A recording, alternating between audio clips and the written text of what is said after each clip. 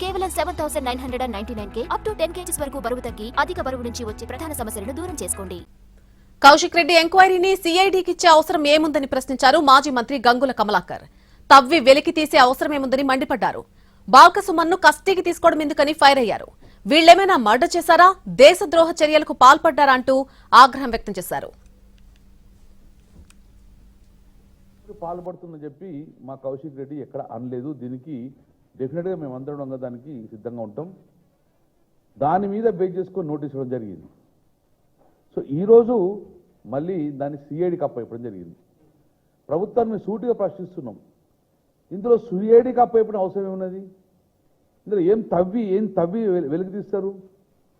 అలాగే బాల్కసుమన్ కస్టడీ తీసుకుంటా అన్నారు. దేనికి కస్టడీ తీసుకుంటారు? ఏమైనా దొంగతనం చేసిందా? ఏమైనా ఎంక్వైరీ చేసే ఉందా ఆయనతోటి? అలాగే కౌశిక్ రెడ్డి ఇష్యూలల్లా ఇది పోలీసు సంబంధించిన ఎఫ్ఐఆర్ అయింది. ఇందులో సిఐడి ఏం ఇన్వెస్టిగేషన్ ఉంది? ఇందులో లోపల ఉన్న స్కామ్స్ ఉన్నాయా?